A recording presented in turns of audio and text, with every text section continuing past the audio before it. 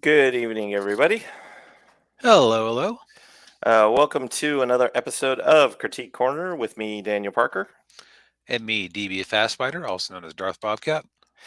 And if you're new here, welcome. What we do every week, or almost, at least we try to every week. We've been bi-weekly kind of lately.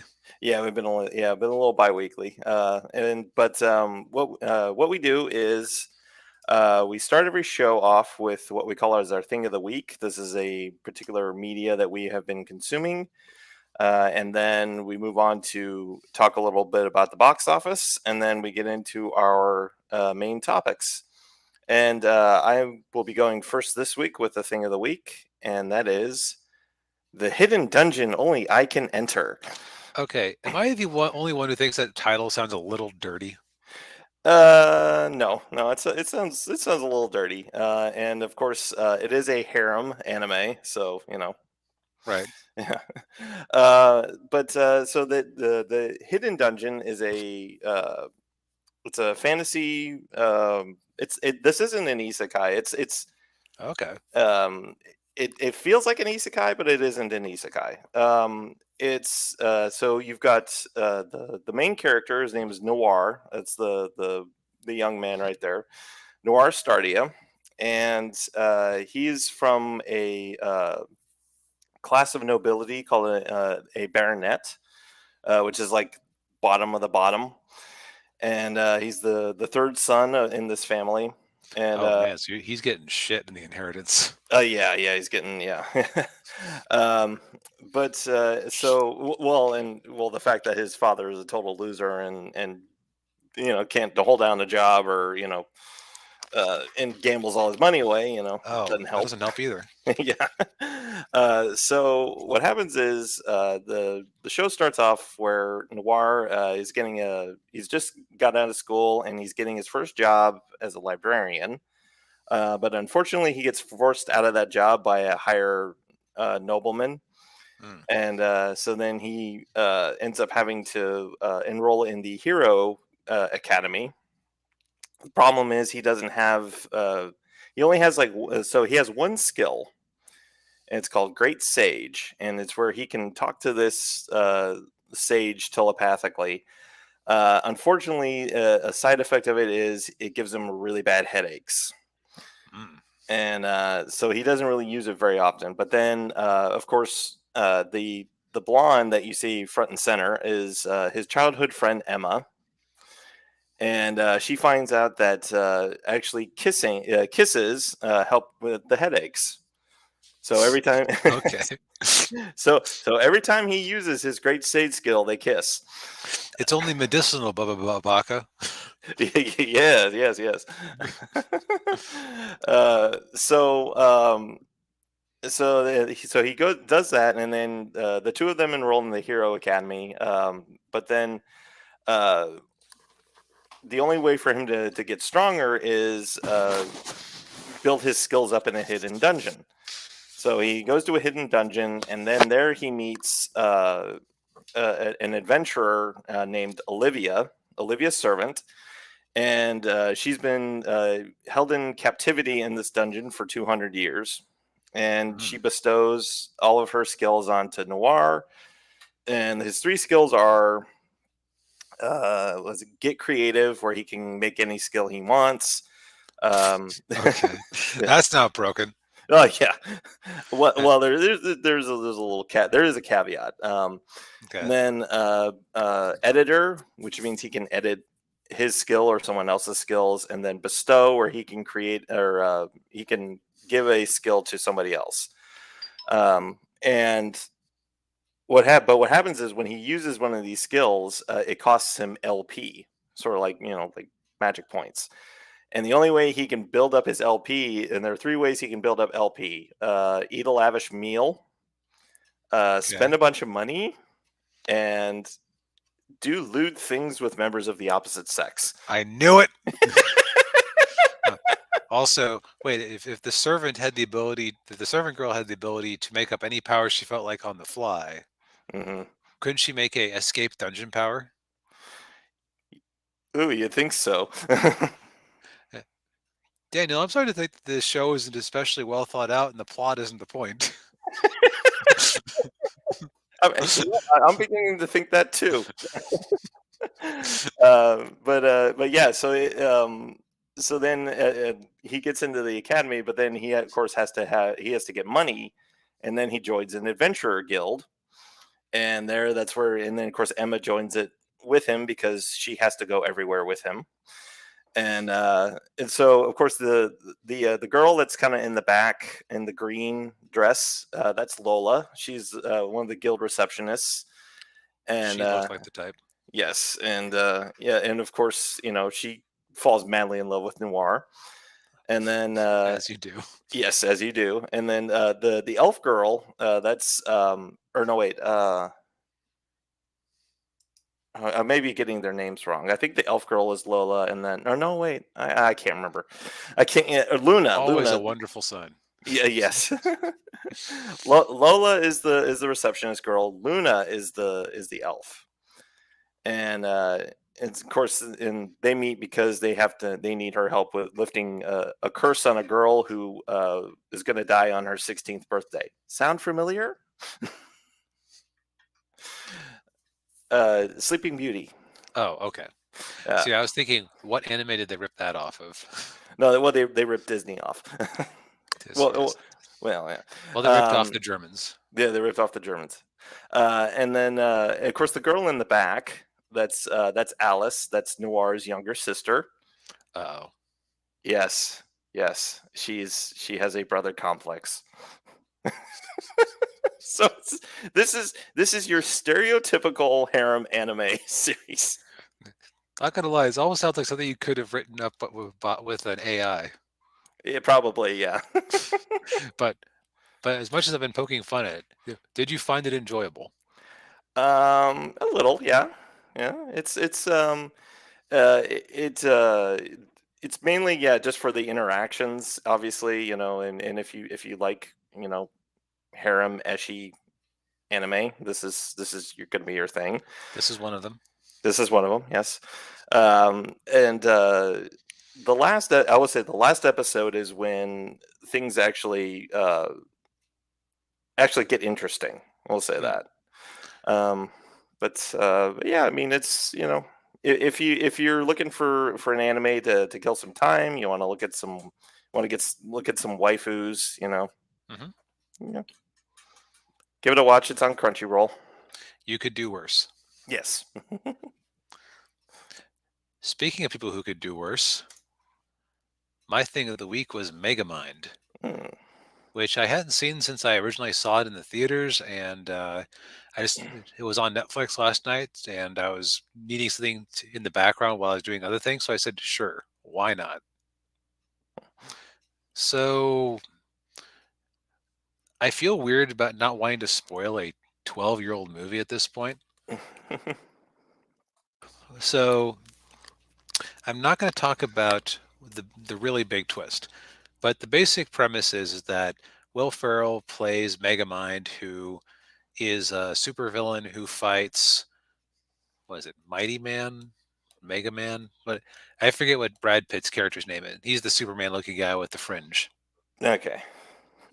And basically, yeah, they've been Supermaning and Lex Luthering it up forever, and then one day he wins. He kills Mega. He kills the. Yeah, I need to look this up. This is going to bother me.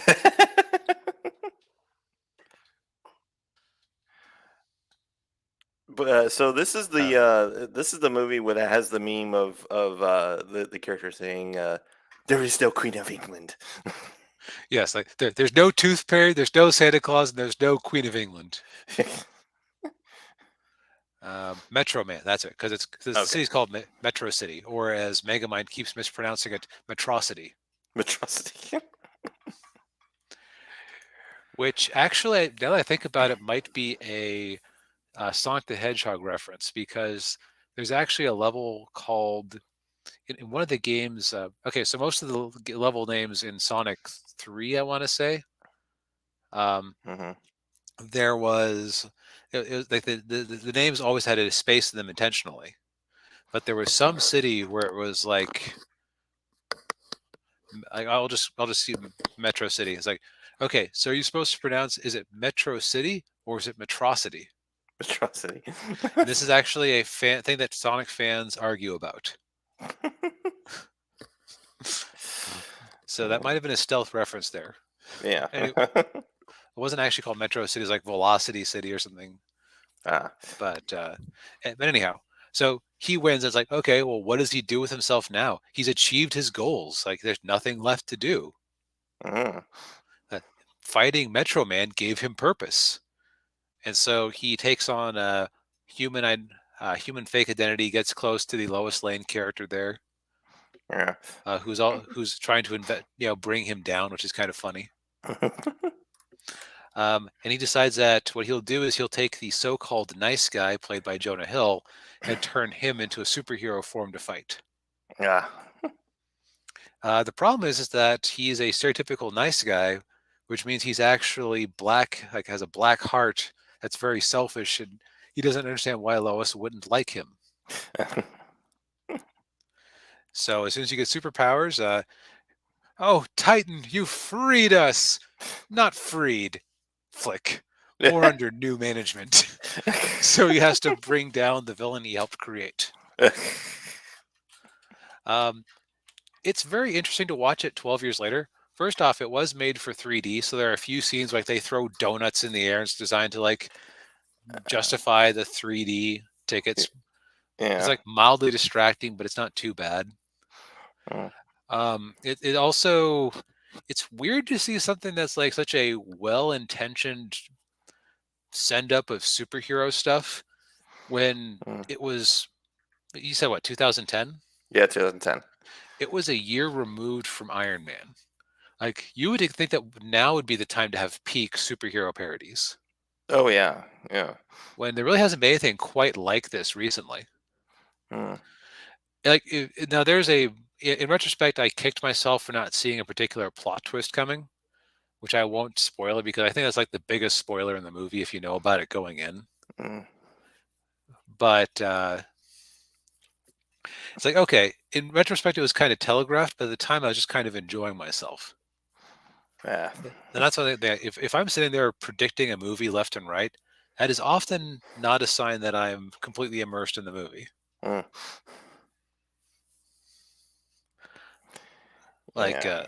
so now it's a kids movie, but it's like it's that type of DreamWorks movies up until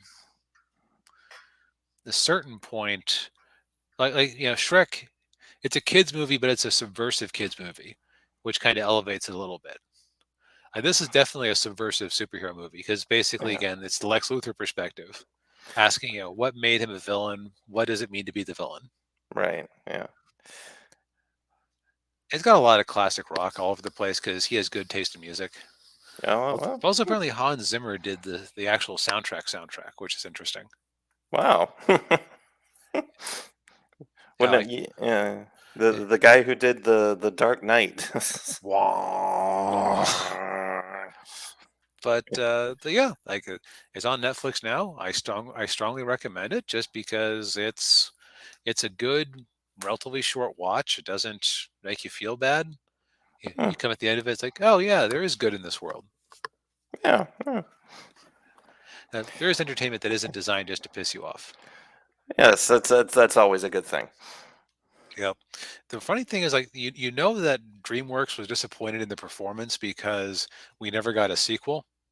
Hmm. Yeah. When like freaking Boss Baby got a sequel, that was kind of a different stage of their production. Yeah. Yeah. Yeah. This was still like the middle of the Shrek phase of their life. Right. Yes. Yeah, the the early days, and I don't know. Wouldn't necessarily call them golden age, but Compared to what they eventually became, Golden Age. Well, yeah. Yeah. All right.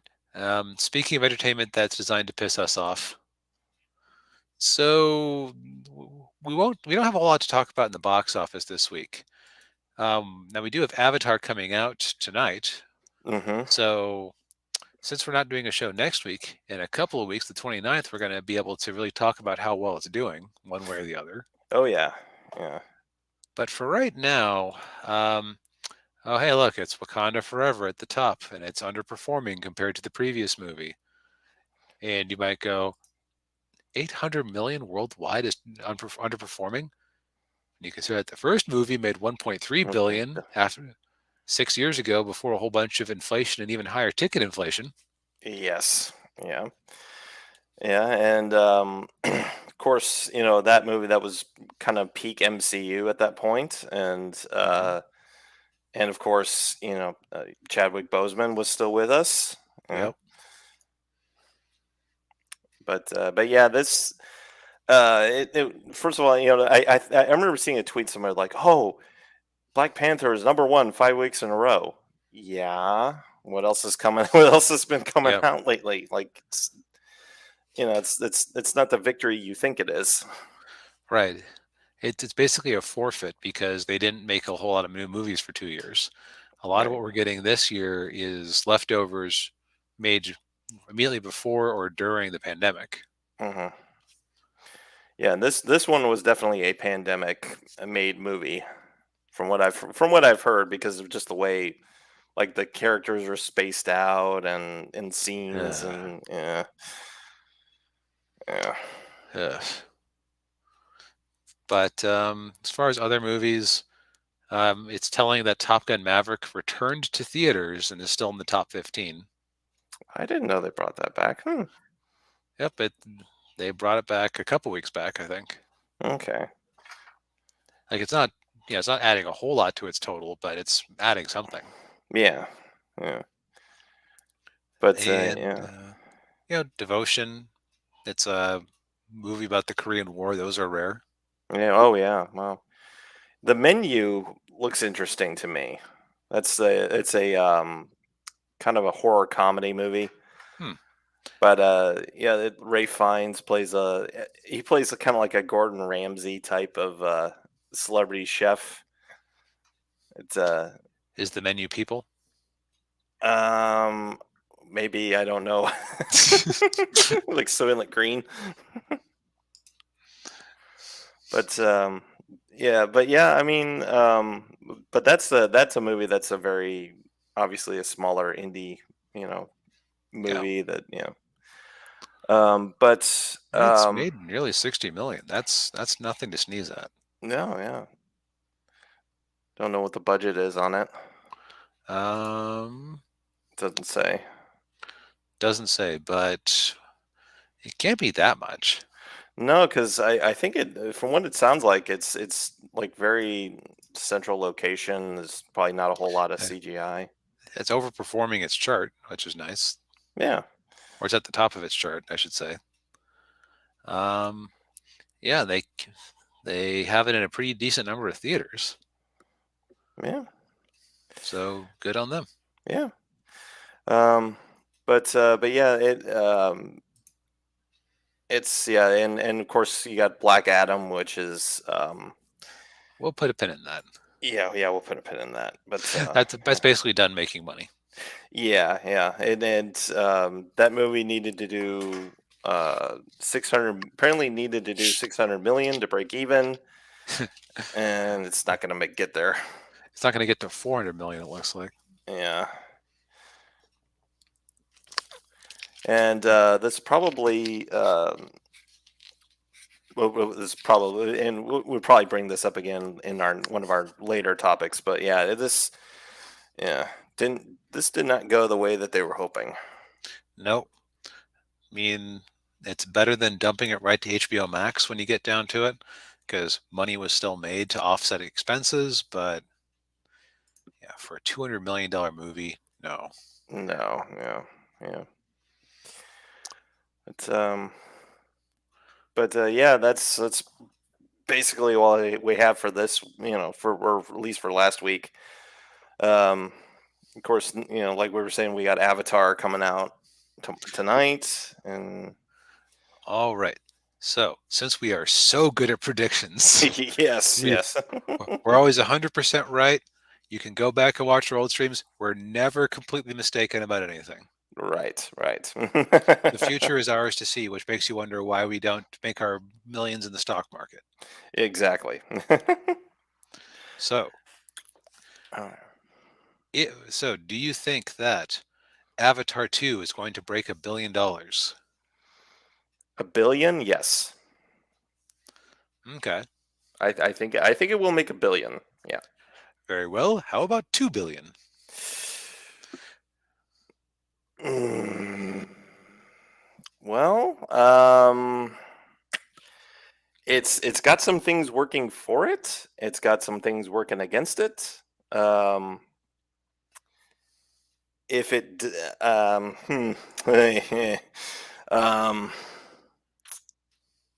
I'm going to say that it'll probably go a little over 2 billion.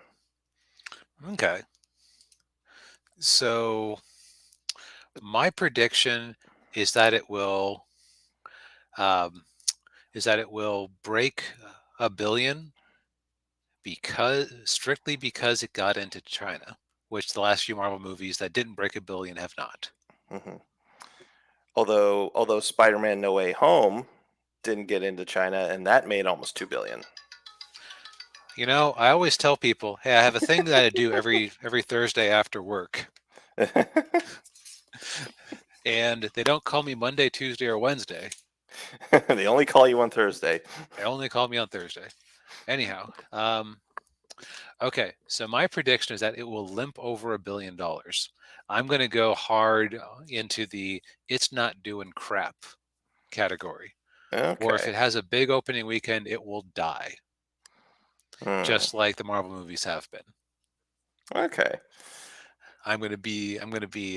So you might say, what is this based on? Well, the complete lack of a real fandom that I'm aware of for Avatar. Yeah.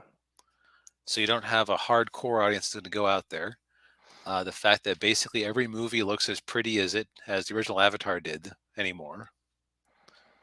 The fact that we have so many bombs back to back is between Black Adam and a bunch of others.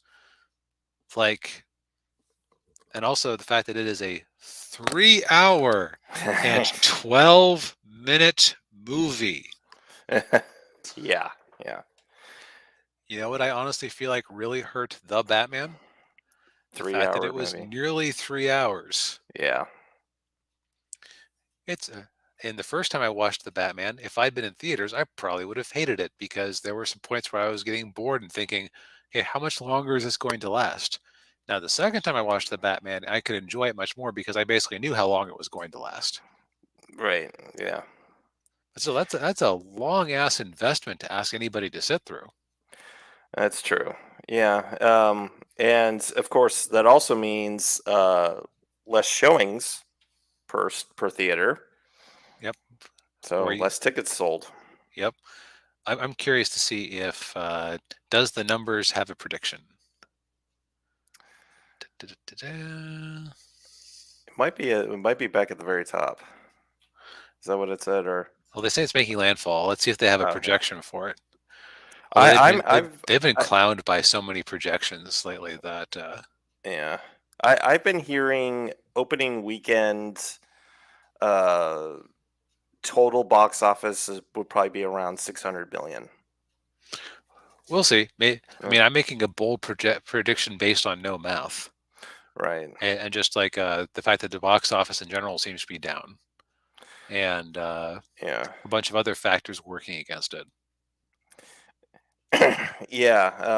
And you're absolutely right about that. Like Avatar, the first movie was not the pop culture, um, you know, didn't have the pop culture impact that you know I'm sure James Cameron was hoping that it would. Right. I And mean, yeah. think back to when you were a kid. I was a grown man before I watched Terminator or Terminator 2. Mm, I knew so much about that movie because pop culture was just so full of parodies of Schwarzenegger and the Terminator specifically. Think about yeah. how many cartoons that you watched growing up had to have the muscle bound character with the bad Bavarian accent. Yeah. Yeah.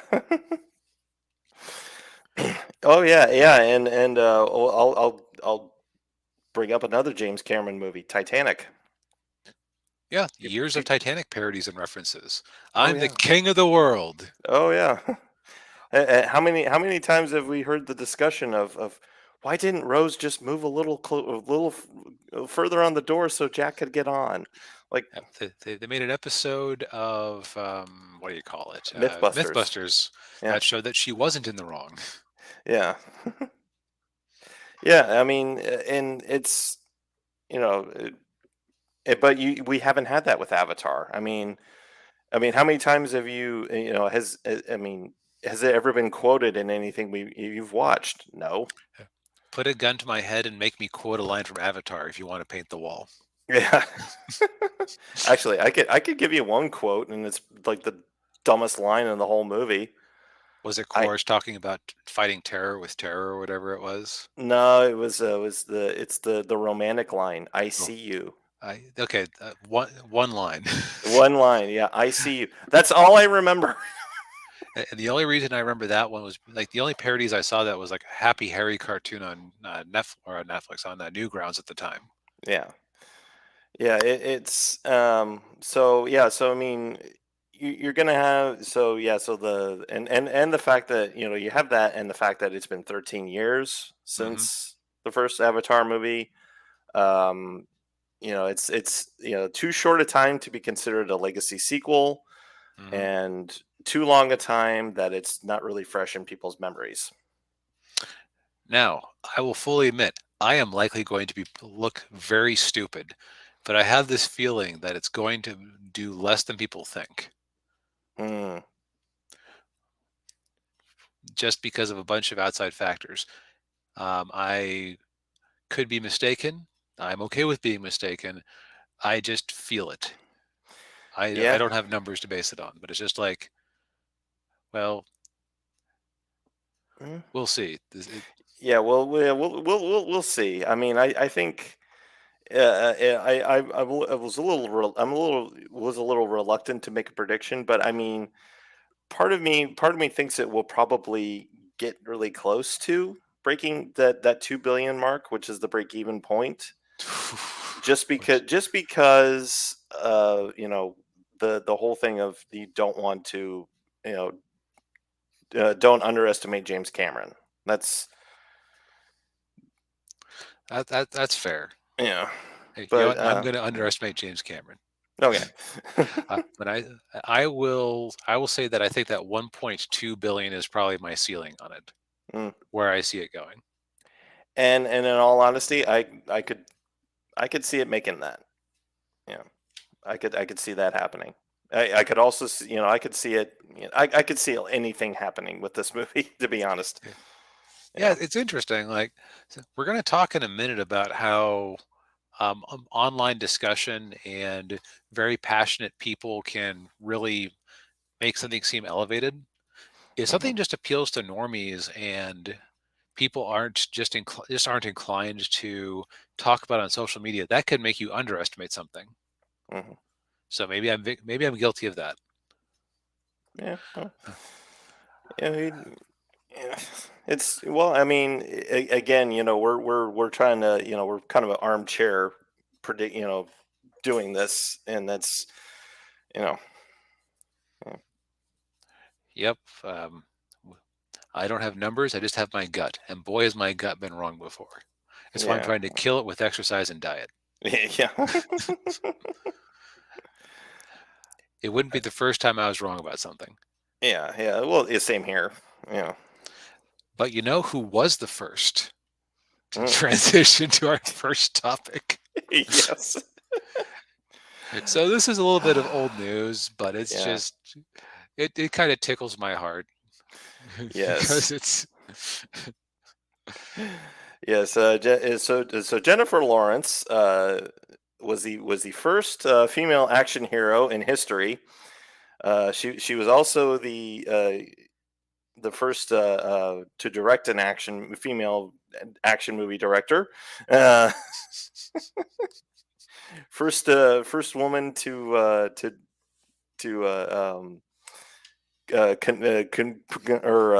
don't know. uh, the memes have been relentless. Yes. Basically, she was in this. two-way interview with Viola Davis, Actors on Actors on Variety, and in the whole of it, she ended up saying something to the effect of that when she was cast in the Hunger Games, it was the first time that they'd had an action movie starring a woman, and that she was told it couldn't be done. That boys and girls could both relate to male characters, but boys wouldn't relate to female characters. Now, shall we clown first or shall we be fair first? Let's clown first because it's fun. Okay. So the comments on this video are amazing.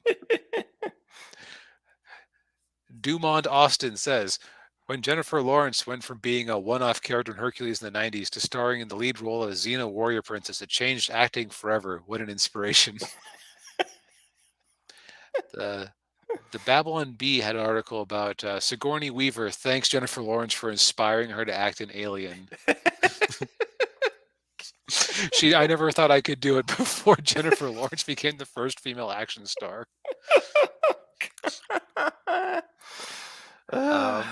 Numerous podcasts I listen to have merchandise celebrating Jennifer Lawrence as the first whatever. Yes.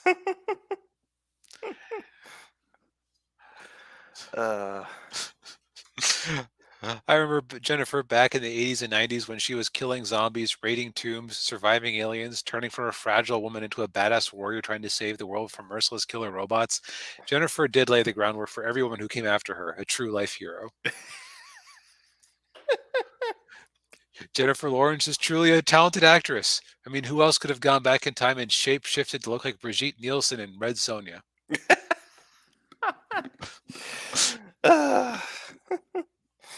Yes, and yeah, I remember when she was, when she morphed into Angelina Jolie and was raiding tombs in Tomb Raider. Twice. Twice. Okay, Yeah. so there's been a few ways I've seen people read this. Mm-hmm. One is that she was being literal and stealing glory that wasn't hers. A lot of people were like, "Oh man, she's just a young person, never watched any movies, or else she would know better." Mm-hmm. Yeah, and then the other one's probably that, like, she misspoke, which is the word everybody uses when it's like, oh yeah, you're caught when you get caught either lying or saying something really stupid. Right. Now, man, okay, I just got distracted here because it's the 5th anniversary. Writers Roundtable off to the side: Jordan Peele, Ryan Johnson, Daniel Kwan, Tony Kushner, and more. And Jordan Peele and Ryan Johnson. Anyway. Yeah. So what I suspect. Okay, I'm going to go ahead and do the most charitable interpretation of what she said. Okay. Most likely, when they were trying to make the Hunger Games happen, there was some studio head or executive or something like that who did actually say action movies starring women don't work. And I can see that happening. Yep. I mean, the reason why we didn't get a Black Widow movie until way late is because of Ike Perlmutter. He also didn't believe that you could make a Captain Marvel or a Black Panther movie because they wouldn't appeal to general audiences. Yeah, and needless to say, he doesn't work for Marvel anymore.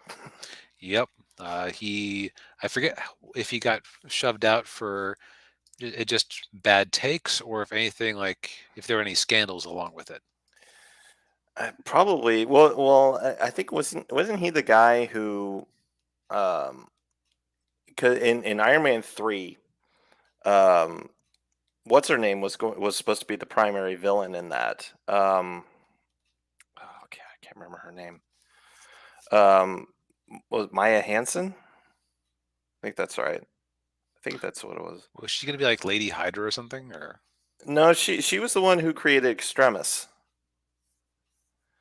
And I think she was. okay. Well, yeah, She was supposed to. She was in the movie. She's the Oh, one. she was like the sympathetic scientist lady. Right. Yeah. Okay. She was going to be the main villain in Iron Man 3, but then Ike Perlmutter said no because a female villain action figure wouldn't sell. Now the sad thing is that for the action figure market, he's probably completely right. Mm. But that's how we ended up with Aldrich Killian.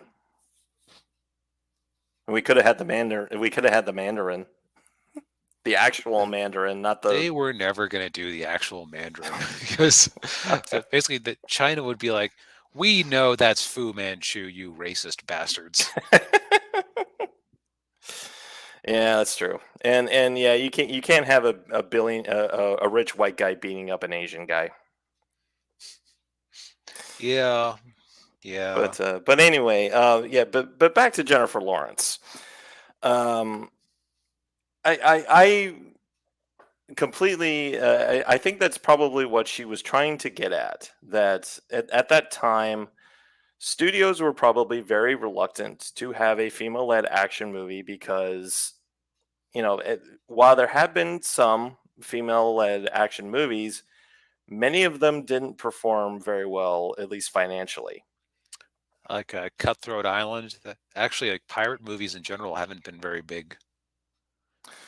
True, and you also, well, even the Tomb Raider movies, like the first one, I think did okay, or it did well. Well, it did well enough that it got a sequel. Um, Let's find out. No, oh, I that's mean the the real Tomb Raider. no, that not that Tomb Raider. See, I liked those games, but Yeah, I did too. a lot of people, a lot of people don't like it because they feel like it made Laura too, how to put it, too vulnerable, kind of whiny. But that's not like Yeah, I really enjoyed playing that game for the progression. Like yeah, I I did. remember there was one bit in there where it's like you go from being very vulnerable and unskilled to by the end of it, uh, uh, how can she keep advancing on us? She's one girl. Yeah, one girl who's kicking our ass. Yeah. Yeah, yeah. And also too, she had a really nice butt. That there is always that. Yes, yeah. So okay, so it made did the first movie Second one did. made way less. Yeah, second. I remember the second one didn't do very well. Well, the second one is basically the first one, just changed up a Mm, few things. okay. Um, and they also swapped out the male lead. Like Mm, the first one, it's Daniel Craig, and then the second one was Gerard Butler. mm. And it was actually kind of interesting. I watched the first movie like a few years back, and this was right after Daniel Craig had become James Bond. And then I see Daniel Craig in that movie. I'm like, whoa, I didn't know he was in this. And he was really skinny in that movie too. Like he wasn't Hmm. like he hadn't bulked up yet. There's something about being a uh, very well-known character like that who that elevates seeing them in other things going Hmm. back. Yeah.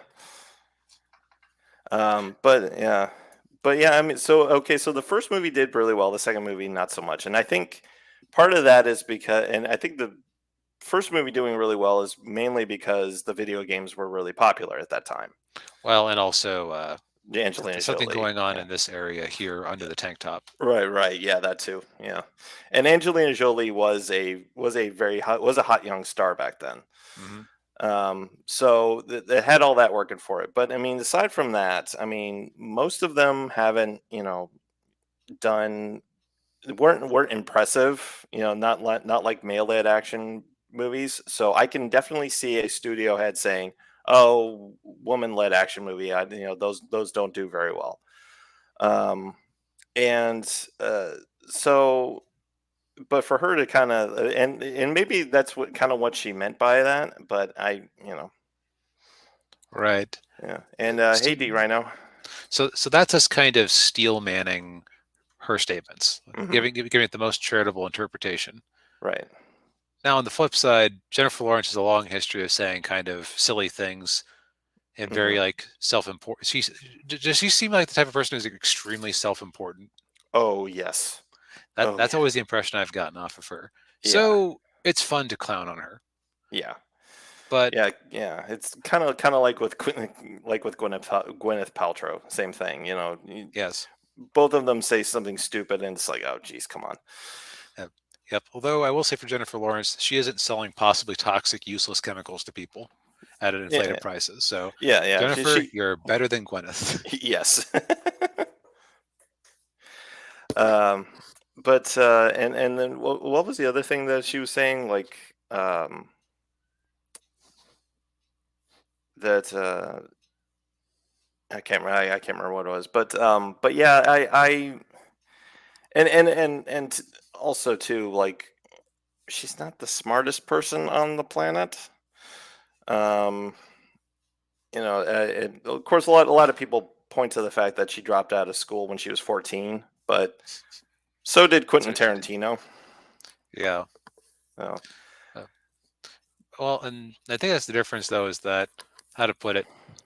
Directors, from what I can tell, tend to be smarter than actors because directors have to keep a lot of things organized.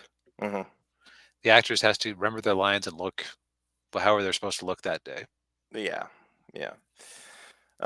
So, but yeah, I mean, it's maybe she misspoke, or maybe she just you know it may, or maybe it could very well, be that she had never seen a female led action movie before. It's possible. If she dropped out of school at 14 to do nothing but acting, then Yeah, who it's knows what she does it's for fun? that's true. Yeah, but yeah, it's this is a meme that it'll be fun while it lasts. So Yep. Uh, and at least, when was the last time you even heard about Jennifer Lawrence? This is probably doing a lot for her Q rating. that's true. Yeah. The last movie I saw her in was the Dark Phoenix, and she wasn't in God, it she very was in long. that. I thought Yeah, that was the one where she was like, "Get me out of this stupid series." yeah, yeah. She has like 10 minutes of screen time and then gets killed off. Yep. Yeah. Well, okay, so that's kind of our outlier story. That doesn't Right. involve f- the major shakeups that have happened at DC. One of them happened so recently that Daniel put together the stream yesterday, and it's Yeah. like, okay, there's no way we're going to change we had basically had our show planned out, and it's like, Right. holy crap, no, we got to bring this in. Yeah. So it's actually a secret bonus topic that isn't on the cover. Yeah. Yes. Yeah. So. So to start off our little story, Yeah. uh, don't mess with James Gunn. No. The man has a very Trumpian or Elon Muskian approach to Twitter. Yeah. I would say probably more Elon than Trump, because Trump is Mhm. not a very eloquent Yeah, that's speaker or true. or Twitterer or tweeter, and yeah. But yeah. So a the Den of Nerds. Okay, I've never heard of this person before. Not a knock on him. I just you know The name sounds a little familiar. yeah. Yeah. Ah, yes, the man of the hour. Yeah, we're gonna talk about it, Dean Rhino. Um, but yeah, so he tweeted that uh, James Gunn doesn't like Henry Cavill, and then James Gunn said, "No, that's false," and like, "Oh, well, that's what I heard," and so With that obnoxious praying emoji that I hate. yeah, yeah, and then James Gunn came back and said, "Well, sorry that your mom kicked you out of her basement." Well, it's even better than that. So basically, he came in and said, "Oh, so the guy said, so somebody else brought in, care to debunk this one? Sure, false. Even more people have reached out to me since you said this to tell me that you really don't like him. Just saying what I heard. Prayer emoji. I fucking hate that." Yeah, yeah, yeah. So, It's yeah. to which James Gunn replies, "So weird. You seem so plugged in. Anyway, I just had 4 people reach out to me to say that you just got kicked out of your mom's basement. So sorry, man. 911. I need to report a murder. Yes. Like, this makes about as much sense as, like, hey, Daniel, I hear that you don't like Bogdan. And you say, what are you talking about? Bogdan's my artist. Well, that's just what I heard, man. I don't know. uh, no. Wrong. Yep. Although, uh, now a few days ago, this was complete nonsense. About 5 days ago, it seems like it's like a minor eternity in DC shakeup news. Yeah. So Yes. maybe there was a little bit more to that than we thought, because Yeah. Henry Cavill says he is no longer returning as Superman. Uh,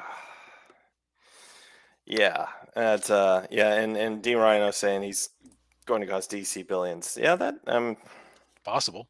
that's possible. Yeah. I mean, if there was one bright spot with the DCEU, it was Henry Cavill as Superman. Now, I would say he looks like Superman, and he certainly I think he can act like Superman, given the right script and the right director, the right material, which He unfortunately he really never didn't. got. Yeah, he never got that. Yeah. Um, but yeah, so I guess I'll go ahead and read this. I've just had a meeting with James Gunn and Peter Safran, and it's sad news, everyone. I will, after all, not be returning as Superman. After being told by the studio to announce my return back in October, prior to their hire, this news isn't the easiest, but that's life. Yeah, that's the thing. Like back in October, right around when Black Adam came out, he announced that he was coming back to play Superman, and because he had he had that cameo at the end of the movie, Hmm. and I think you were saying that uh, the reason that they put that in there, it's like, Well, yeah. Why? Someone asked on Twitter, why would you put Superman and Black Adam if you wasn't going to use him? To which I reply, to add another 10 million to the opening weekend. yeah, Now, the truth of it is probably at the time that they did that, the plan was to keep using him. This was before James Gunn got put in charge. right, yeah, so yeah, that, and which is, it's kind of like having, the rug pulled out from under you. It's Hmm. and so now it's the changing of the guard is something that happens. I respect that. James and Peter have a universe to build. I wish them and all involved with the new universe the best of luck and happiest of fortunes. For those who have been by my side through the years, we can mourn for a bit, but then we must remember Superman is still around. Everything he stands for still exists, and the examples he sets for us are still there. My turn to wear the cape has been passed, and but what Superman stands for never will.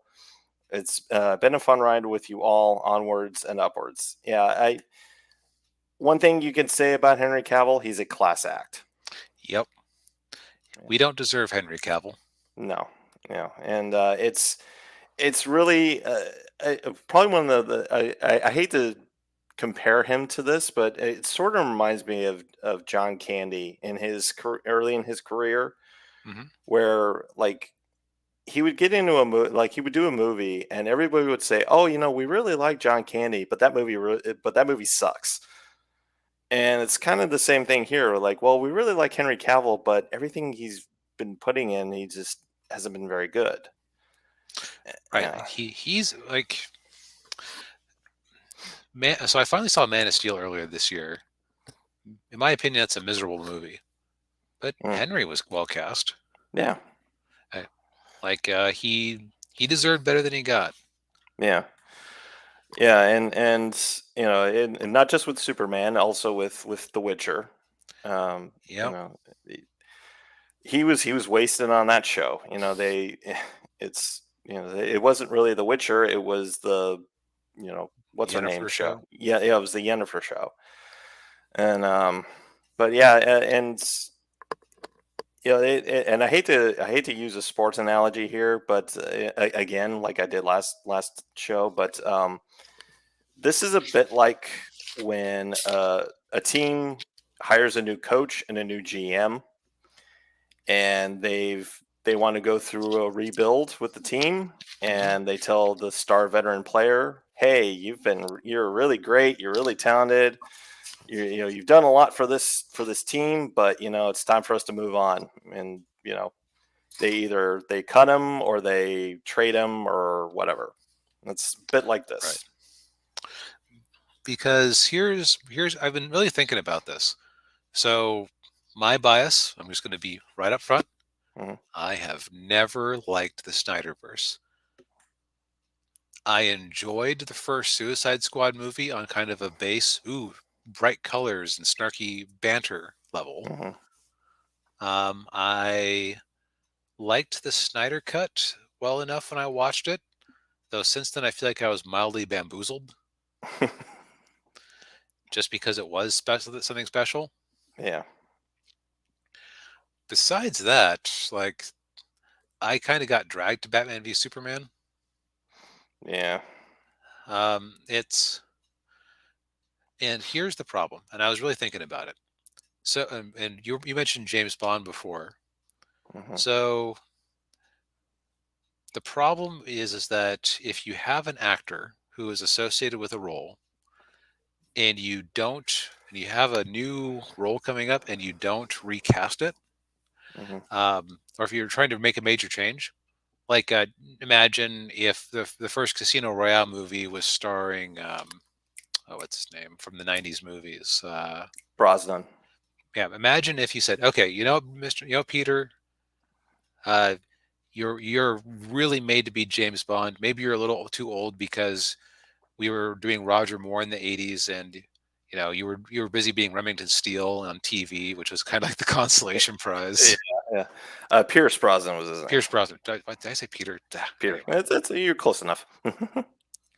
but but imagine if they said, you know what, you deserved better than the last three James Bond movies, the last two James Bond movies.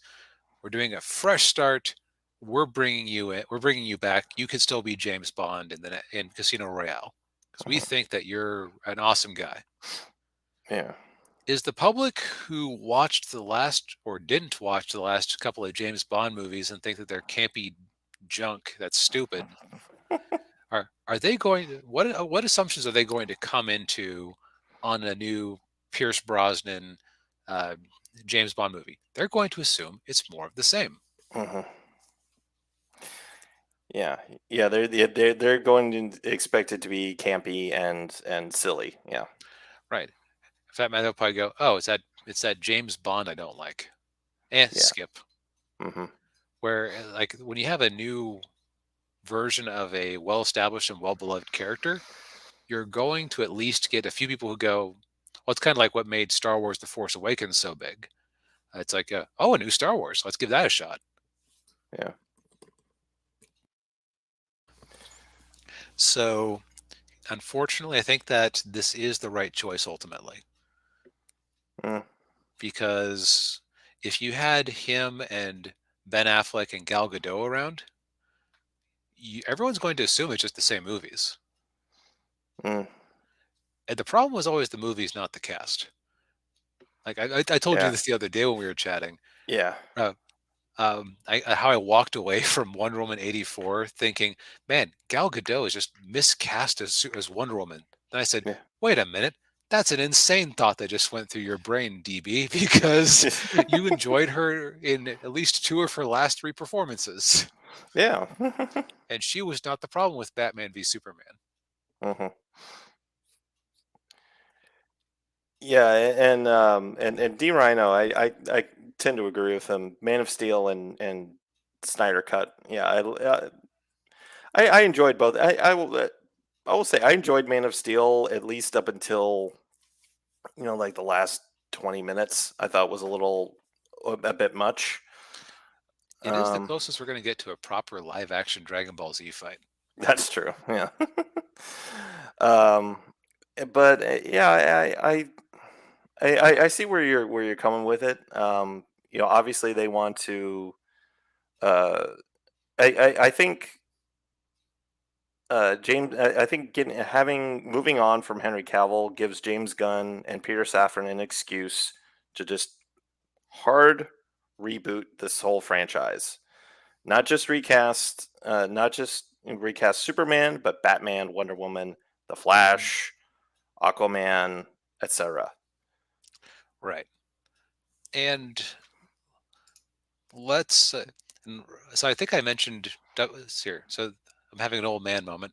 Uh, did I mention this before or after the show that if an accountant just looked at it, there's obvious reasons why you would switch the Bobs. I think it It was was before before the the show. show. It was before Okay, the show. Yeah, so yeah. before the show, thank you for keeping me on track.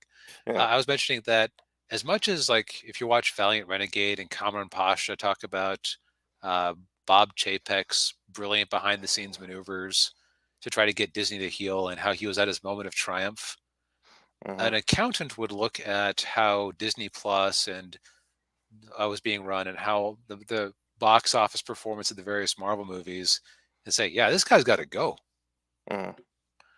By the same token, the public actually had an opportunity to vote on how much they cared about Henry Cavill coming back as Superman. Hmm. This movie's name was Black Adam. Yeah, and this movie is going to end up probably losing about 100 million, 50 to 100. I think they projected it would lose about 100 to 50 to 100 million dollars. Yep. So here's the thing. So this chart appears to show a net profit of 52 million to Black Adam. Here's the problem with that. Hmm. And this is something that a few people have pointed out. So, you have about 390 million worth of box office, which I think is a pretty reasonable final estimate for it to end up with, Yeah. as it currently stands. Uh, Now, then they take down, how much do they make in domestic revenue or in movie revenue Hmm. for the different markets, and that basically tracks with our 50-ish% domestic, 40-ish% international. So Right. Yeah. that we usually use.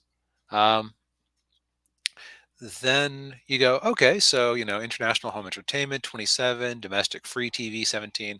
These aren't numbers they've made yet because the movie is still in theaters and has only just come to buy on digital. Yeah. You go, okay, well, you have this 86 million here from domestic home entertainment and streaming. And at first you think, okay, so they're making money off of streaming. And then you think to Hmm. yourself, wait a minute, where is Black Adam going to be streamed? HBO Max. So, Daniel, if HBO Max, uh, as a matter of accounting, has to Hmm. pay the production studio who made it, 86, we'll say 86 million here, Yeah. and then and 86 million here, and then Warner Brothers proceeds to pocket that into that production company that made Black Adam. Has HBO Max actually made any money? No. No, it has not. Or I should say, has Warner Brothers made any money on the whole? I should say. Yeah. Yeah. Yeah. No. No. Like most streaming services, HBO Max is still an enormous money pit. Hmm. That's part of why Zaslav is in there making so many cuts. Like, well, how can you cut that? We're on fire. Yeah. Very few things actually justify their existence right now. Yeah. So if you take that out, um, and it looks like their estimate for global their production cost is actually higher than what we saw listed places, 195 million. Hmm. Global print and advertising, 100 million, which makes sense because we were talking about how people were saying that if you were watching House of the Dragon, you were seeing a lot of Black Adam ads apparently. Yeah. Yeah.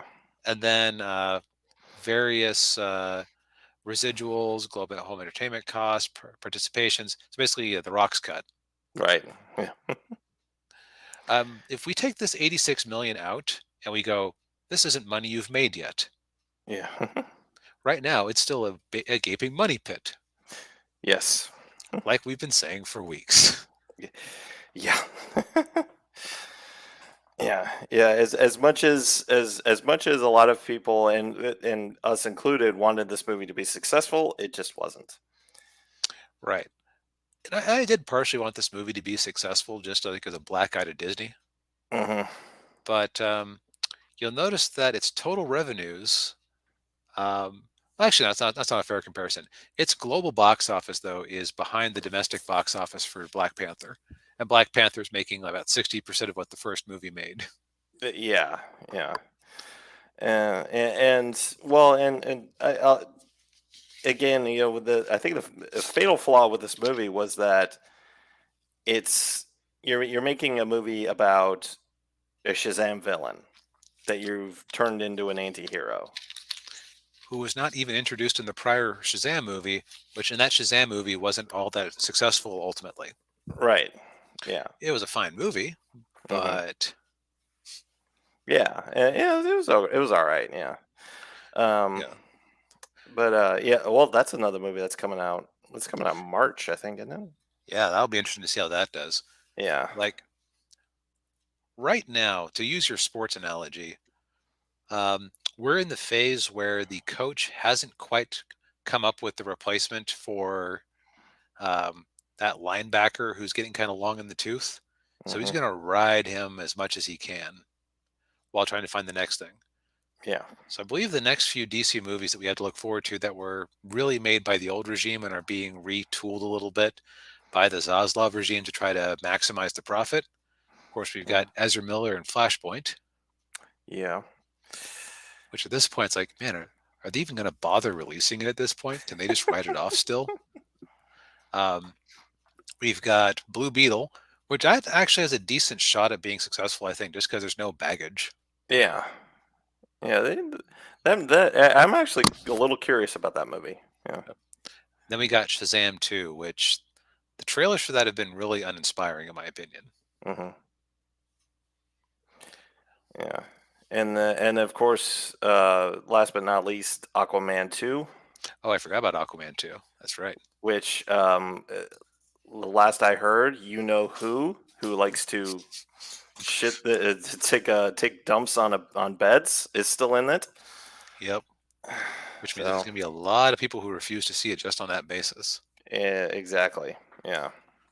And apparently, so like apparently that movie originally, because Batgirl and Flashpoint were supposed to come out before it, they originally had Michael Keaton Batman in it for some All right. reason. And Yeah. it's like, well, that doesn't make sense. Oh, let's bring in Ben Affleck and have him reshoot it. And now people are saying that, wait, we've been seeing there are reports of test screenings where Affleck and Batman is nowhere to be seen in Aquaman 2. Hmm. Interesting. Yeah. And with one more story, and then we'll get to have a little bit of, or I'll have to get to have a little bit of Schadenfreude. Yeah. Yeah, it's not happening just like It's Sinestro Core War. Sinestro Corps is going to happen. Yeah. Yeah. Patty Jenkins proceeds to to burn bridges with Warner Brothers on the way out. Oh yeah. Yeah. So uh Patty Jenkins, of course, did the first Wonder Woman movie, which was a good movie. Um, She had a lot of help though. she had a lot of help, yes. And yeah, and from what I hear, I think she was just the director on that movie. She didn't really have any other creative input into it. Um, but then we had Wonder Woman 84. Also, I've heard rumors that Zack Snyder himself shot that last act in Wonder Woman, It wouldn't surprise me if he did. It was very Snyder-esque. which means it was CGI and nonsense. Yeah, yeah, yeah. That is the one part of that movie I didn't like was that last fight with her and Ares, where it was just I've also heard disagreement about whether she directed the action scenes in that movie, but that's speculation. yeah, Like that's when you think about speculating. how much slow mo there was in some of those fight scenes, like that's very Snydery. Yeah, yeah. Rumor a bunch of rumors started coming out that she quit she rage quit Wonder Woman 3 because the executives and people didn't like her initial outline for Wonder Woman 3. Hmm. Apparently, from the some of the rumors I've heard, is that she wanted to bring Steve Trevor back again. Via a Lazarus pit of all things. Yeah. And I, why? She okay. Part of me wonders if maybe she has just like a huge crush on Chris Pine and just wants to keep him around. I mean, that's not. I can understand that. Yeah, yeah. But I'm not yeah, even attracted to him, and and he's magnetic through the screen, so I can't even imagine what he's like in person. yeah, yeah. Um, so the studio said no. Why don't you write something else? And then she said, "No, you don't understand these characters. You don't understand character arc and da da da." And Oh apparently, my god. yeah, and apparently in the email she sent to the executive, it included a link to the Wikipedia page definition of character arc. Yeah, people have been calling her Petty Jenkins lately.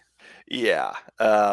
And so then other things started coming up. Like, so she was originally going to direct Rogue Squadron, Star Wars, and then she left that. And some of the rumors around that were because she and Kathleen Kennedy couldn't agree on anything. Which, Two Karens fighting it out. yeah, who's shocked by that? Nobody. I want to see the manager. I am the manager. I know. I want to see your manager. Get me to Chapek. Yeah. Yeah. So with all of this, Patty Jenkins decides to respond to it, and she releases a statement, and it was just the most. Uh, would you call it passive aggressive? Yes. It Yeah. sounds like she's trying to justify herself, but she just kind of admits a big chunk of what she was being accused of. Yeah. Yeah. So okay. So No, first, officer, I yeah, wasn't speeding. I was just going fast because the Starbucks was almost out of pumpkin spice. yeah, yeah. But similar levels of trying to defend yourself. Yeah, yeah. Well, I was going to pay my taxes, but I was just waiting for the right time, you know. Yeah, I mean, Um, but so right off the bat, she starts the statement off with sigh.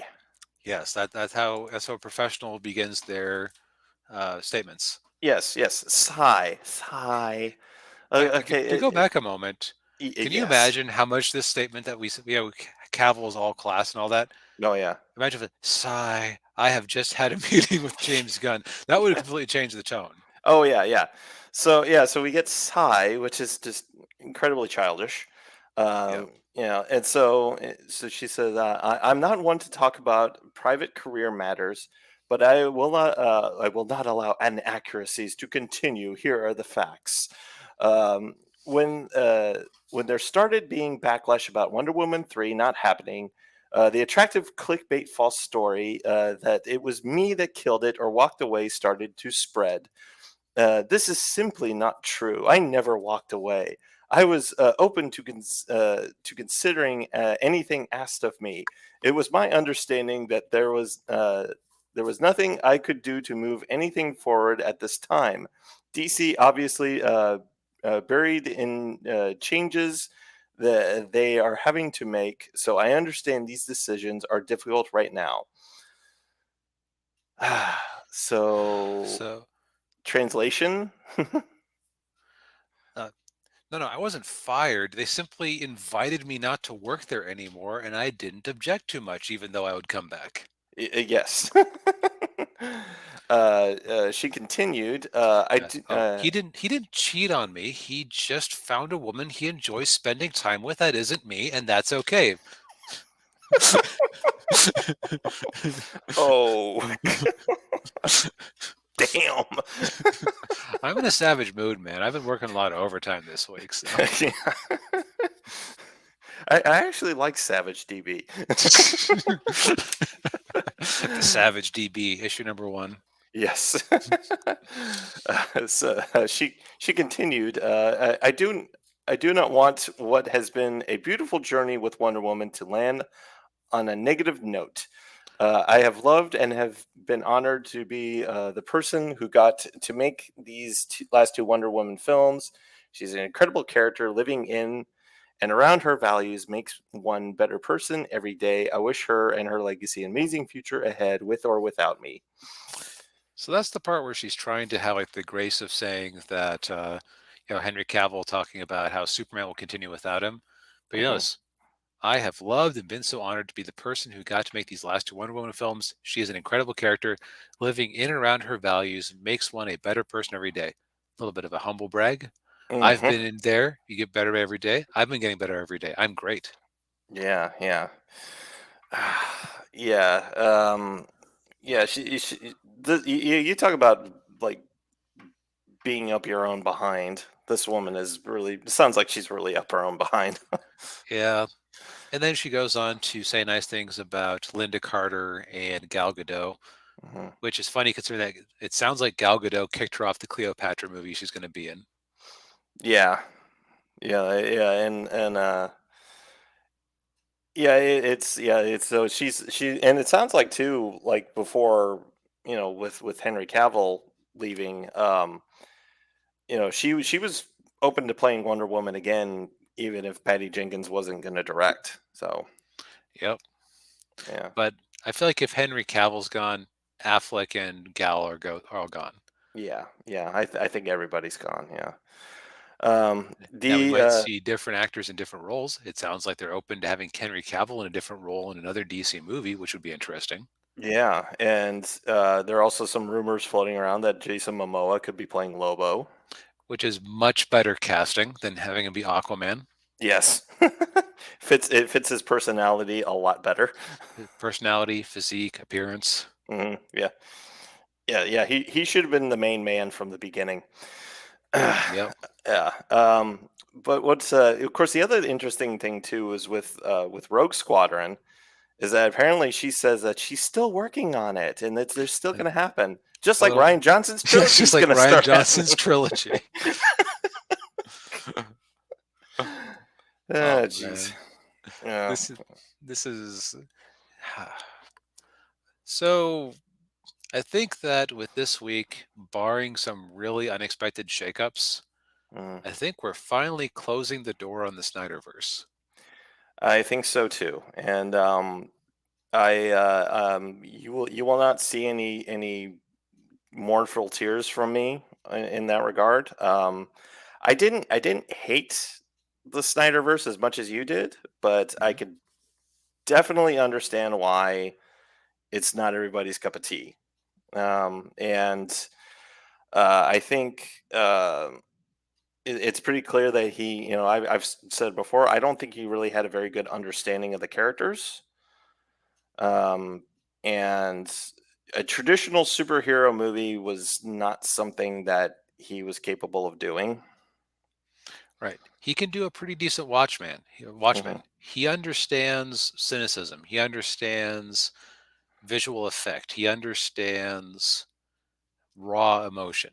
Hmm. And he's very good at taking these panels from Frank Miller and whoever the artist was for Watchmen, who I shouldn't be forgetting because he's a big chunk of it too.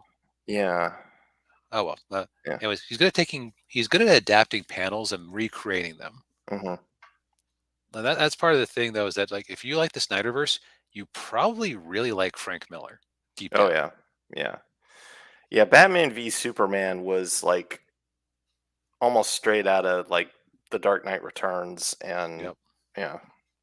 But I mean, he had like there were like two shots where like I mean, one shot at Batman was like straight out of Dark Knight Returns, and then in like Superman getting hit with the nuke, Hmm. that was in there, and of course the whole warehouse fight scene with the that was, yeah. But um, but yeah, and I think it's, yeah, it obviously not for everybody, and I think DC I think should, or it sounds like it will under James Gunn, move more towards being more traditionally like DC, like DC has been in the past. Probably closer in tone with Marvel, uh, given James Gunn's history working with Marvel. Um, and I it'll be interesting to see what they do. Part of me wonders with Superman, since they're talking about him doing like a younger Superman. I wonder if they're going to do Man of Tomorrow. That's a good question. Mm, Now, yeah, I don't want to speculate too much just yeah, because it could go a variety of ways. However, I'm going to make a very seemingly odd comparison. yeah. Um, and you might know where I'm going with this. You know what the Snyderverse is? Oh, Will let yeah. me paste this image image link in here. Come on, come on. we need to get the tense music going, like like film thread. So they are Windows Phone. Hmm. You might go, the hell do you mean? Just because they were advertising Nokia and Microsoft phones in Batman v Superman and Batman v Superman and Man of Steel, Yeah. which I was a Windows Phone fan. I recognized them every time they showed up. They had Hmm. this red Nokia tablet that appeared in a few of those movies. Yeah. Probably because Nokia paid them millions of dollars to have it in there before they sold their phone business to Microsoft, and then Microsoft ran it into the ground. Yeah. So, and we were talking about this earlier. My first smartphone was an Android phone that I really didn't like. Hmm. It kind of died on me.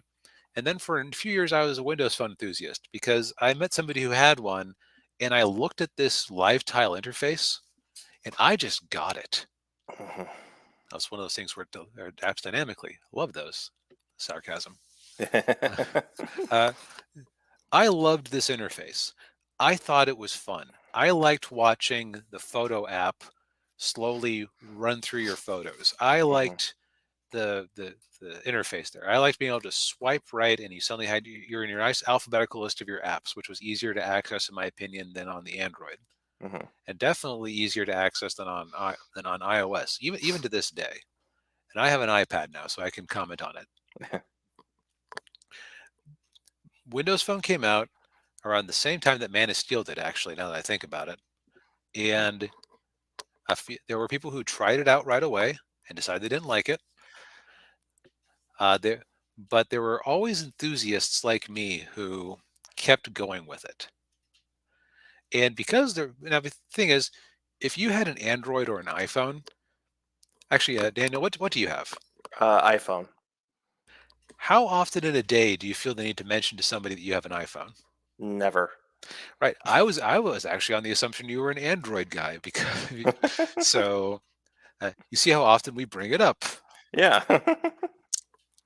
So, but if you're in this small niche of something that the market is moving on from, and you know deep down that if everybody moves on from it and doesn't go with it, you're done. The Yeah. thing you love is going to die. You're going to go out there and you're going to promote the hell out of it. Yeah. And that is the Snyderverse in a nutshell. Because in the year 2022, the fandom or the general fandom had two chances to show their strong take on the Snyderverse. Take one, chance one was the Batman. If the Batman had been a complete bomb without Snyder involvement and without Ben Affleck Batman, that would have sent a message. Hmm. The second chance was Black Adam. If Black Adam had broken even And if they could have done like focus testing that showed, oh yeah, the fact that they tied it to that Snyderverse stuff I love so much, and having Henry Cavill was great. Hmm. That did not happen. Neither one of those things happened. The Batman did pretty decently, and then it did a lot of business on HBO Max, which they took to Yeah. mean audience engagement. Hmm. And uh, Black Adam was ultimately a bomb. And the fact that The Rock put out that, or is either Deadline Hollywood or The Rock was talking about how it was or how it was, how they were talking about how it was profitable. Do you see, oh, do you see Tom Cruise having to be on Twitter talking about how Top Gun Maverick was profitable? No. No, the conversation didn't come up because it clearly doesn't need to come up. Yeah. Yeah. Only a Hollywood accountant could find a way to make Top Gun Maverick unprofitable. Oh, Yeah. sorry, Tom. We ultimately lost money on it. What? Yeah, exchange rates and taxes and Yeah, yeah.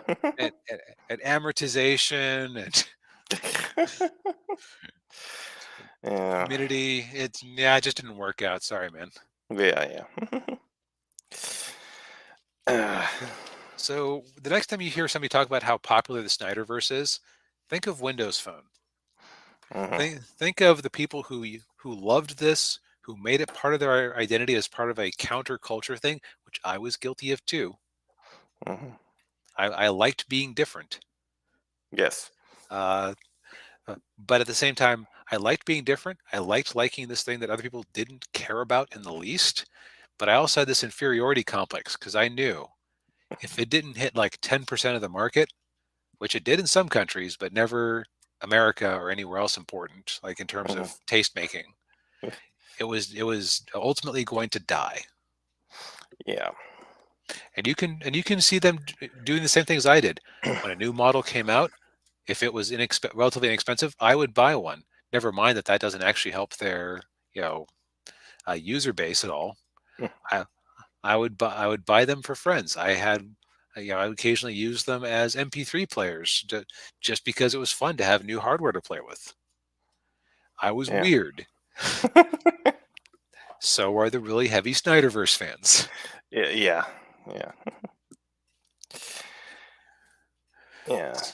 But yeah, I think it's a good analogy, and yeah, it's one of those kind of I think we could chalk it up as a something that they tried to do.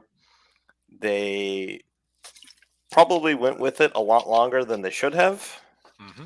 and but ultimately it didn't really make much of an impact um, as financially, or and also Hmm. also even pop culturally. I mean, it's kind of like it'd be kind of like Avatar. It just didn't really stick around.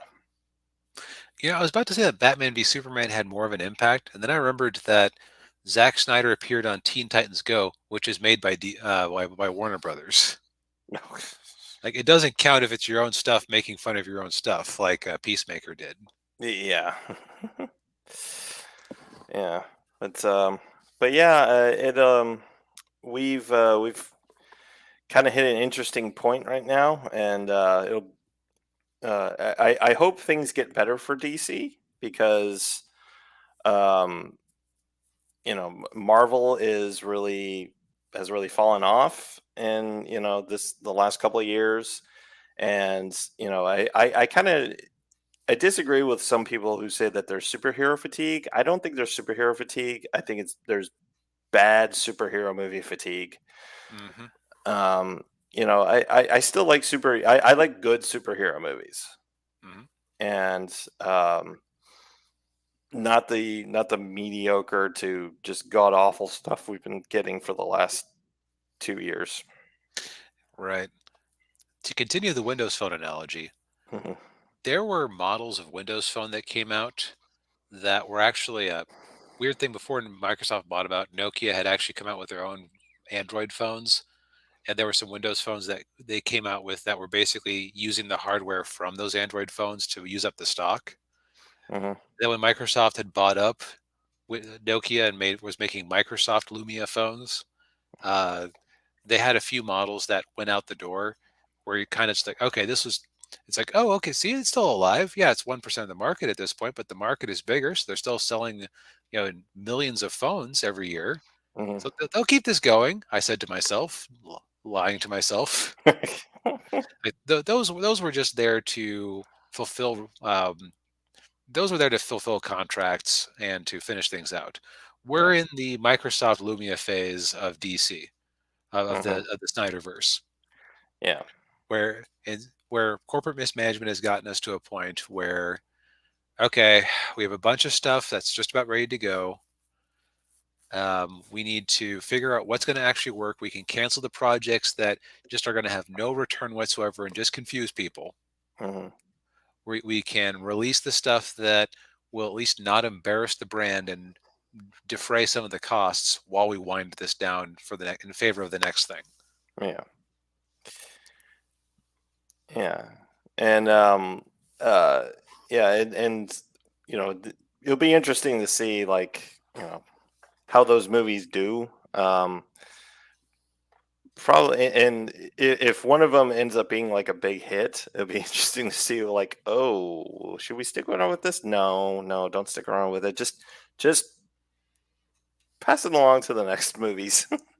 Well, I guess it kind of depends on which one. Like Mm, if Flashpoint catches on, well, first off, I'll be shocked because yeah, I've only met a handful of people who actually enjoy Ezra Miller's version of the Flash. yeah. I think even most Snyderverse fans I like or I know would tell you that it was not great. Hmm. But the but if that one manages to do well despite itself, that's a weird mixed signal. But it's like, well, we've already moved on. Sorry, man. Yeah. If I think that if Shazam 2 catches us by surprise and is a really good movie that catches on with the audience, I think that that could continue by itself because it is the only. It's actually when you think about it, it's besides Black Adam, which is well, we're not going to count Black Adam for a moment here. Mm, It's the only besides Man of Steel, it's the only superhero that didn't debut in Justice League or around Justice League, right. or debut or get introduced in Batman v Superman or get released in Batman v Superman. Hmm. Well, I guess Suicide Squad. No, that's all derivative Batman stuff mostly. Yeah. Well, you had the Flash that was in there briefly. Yeah. If that, was that what you were referring to? Oh, no, I'm more referring to villains don't count. Uh, As far well, as far as superheroes go, I think yeah, Shazam yeah. was the only superhero solo movie they had that besides Man of Steel that wasn't introduced in Batman v Superman. Right. Yeah. Um, if that does well, they could keep that going. I think like Mhm. that could just be its own independent thing, and you just ignore the fact that a guy who was supposed to be Henry Cavill but wasn't showed up at the end of the first one. The first one. Yeah. Oh. Oh. Uh, Meanwhile, if Blue Beetle does well for itself, that'll just be, as far as I'm aware, totally unrelated, and that could they could dovetail it into whatever they're making next. Yeah. That's but yeah, it'll you know I know I know a lot of people are tired of reboots, Hmm. but I think this is one franchise that desperately needs one. Yep, just to make it clear, nope, this isn't related to that stuff you didn't like. Hmm. I will say one last thing is I think that the Snyderverse as it was conceived is a product of Dan Didio era DC having too much say in it. Hmm. Because think about DC Comics, where like I've heard Chuck Dixon in his show talk about how at DC, I forget if he was literally told this or if he was effectively told this, where it's like, oh yeah, 1986 was the best year DC ever had and will never surpass it. Mm. because like, oh, that was the year that Watchmen and The Dark Knight Returns came out, Mm. and that everything was them kind of just, oh, we can't ever beat that. We'll just live off of live off of that grain that we stored. Mm. And what did those comics tell them? Oh, people want serious things, not ongoing things. Dark and gritty is the way to go. And when you Mm. look at like their results for the next 2 decades, 3 decades, they kept getting the same message. Oh, people didn't like Superman Returns. Never mind that it was a financial flop, mostly because you wrapped up all that Superman Lives budget into it for accounting purposes with Nicolas Cage Superman. Yeah. Yeah. Um, yeah. Like the market kept telling them, "Oh yeah, Green Lantern with Ryan Reynolds, who's with none of his usual charm. Let's let's uh, let, let's just ignore. Let's just toss that out, right?" Right. Yeah. What they kept getting the message of, and this has happened in the comics too. The only thing people care about is Batman, and it better be dark. Damn it! Yeah. Yeah. Yeah. Get your Christopher Nolan Batman. Yeah. Yeah. So I truly believe that at this stage, uh, we are due for a course correction, not just in how Gunn is running the movies, but Hmm. just in terms of how DC as a whole sees itself. If they can get back to that weird Silver Age flair of, not like, we don't want complete insanity, but like just a touch of that whimsy. Yes. I would agree. Yeah. And hopefully that's what we get. Yeah. Yep, Yeah. one can hope. Yeah. All right. Well, I think we have exhausted our these I had a topics. lot to say about this. I Yeah. come here not to Yeah. praise the Snyderverse, but to bury it. Yes. Yes. Yeah. Yeah. And I had a lot to say about it too. Yeah. Because like you, I'm a big comic book fan and superhero fan. But um, well, thank you everybody for watching us. We really appreciate it. Hit that like button, subscribe if you haven't already, ring the bell. And one thing I haven't mentioned before, if you watch this on the replay, comment Hmm. because that helps the algorithm.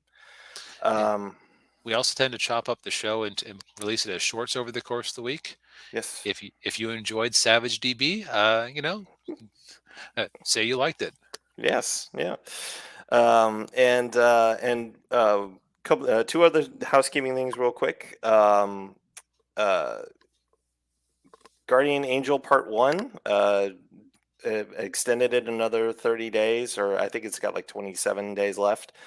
Link is in the description down below. I think we're almost at 2K, not quite 2K. And DB, you are running a special on Magpie Wizard, I believe. Actually, that ended yesterday, Oh, apparently. it ended. Okay, Yeah. Didn't time it out properly, but that's okay, okay. that's okay. But yeah, link to that is in the description down below. Yeah, and we'll see you on the 29th, Yep. presumably, because I'm going on a little Christmas vacation. So Yep. yeah, Uh, so, Merry Christmas, Happy Holidays. Um, I don't know what you say for Diwali. Happy Hanukkah. happy Hanukkah. Yes, Yep. Uh, and stay safe out there. yes, Until next time. exactly. Yep. See you in a couple of weeks. Good night, everybody. Good night.